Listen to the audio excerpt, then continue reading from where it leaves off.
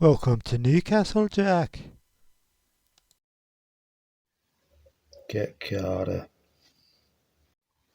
Get Carter was a classic British gangster film that came out in 1971.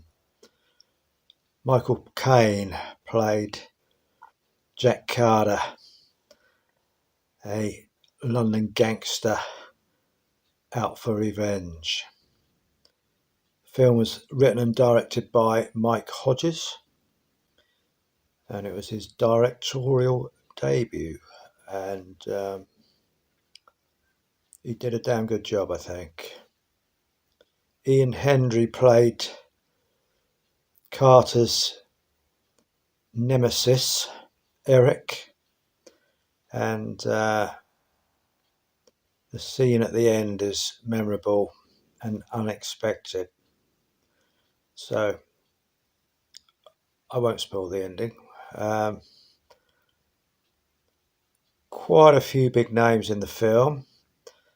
You had, apart from Caine and Henry, you had Britt Ekland, who was a bit of a love interest for Michael Caine.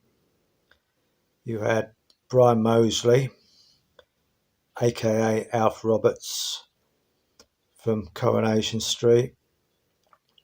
You had Glyn Edwards, aka Dave, of the Winchester Club in Minder. And those two, well, things didn't turn out so well for those two guys, I'm afraid. The theme tune was by Roy Budd, was fantastic, Very atmospheric. and it's one of the greatest ever film themes, in my opinion. And Jar Wobble and the Invaders of the Heart and Wendy Moonshine both did fine covers of Roy Budd's composition.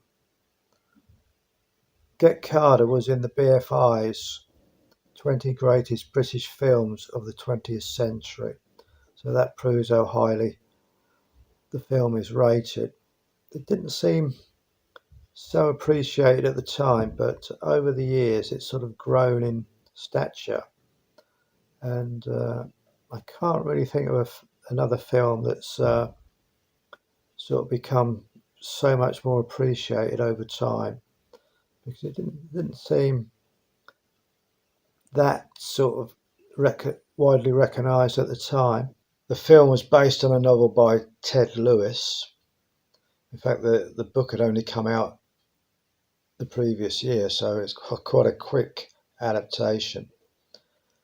Other notable names who appeared in the film were George Sewell, who was a star of the popular TV series Special Branch, Alan Armstrong, who wasn't quite so famous then, but would become famous later on, John Bindon, who was really like a real life gangster, so he could really just been playing himself.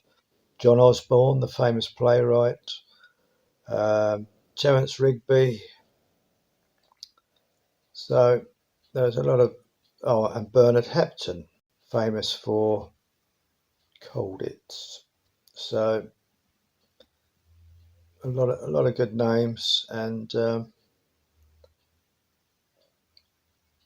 Michael Caine plays this guy who seems as hard as nails for a lot of the film,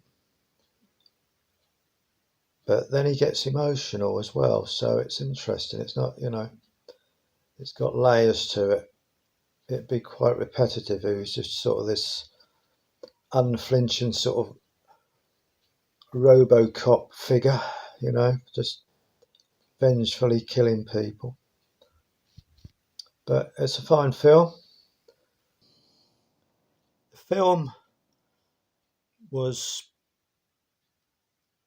well, it had a lot of violence in it, and for 1971, you might be surprised by how graphic the violence was, and I had to turn away on occasion. Certainly one of Michael Caine's greatest films, and I thought he did a great job playing a gangster, but apparently, according to Michael himself, when he met a real life gangster in London, the gangster was not impressed with the film and used some fruity language to say he didn't like it.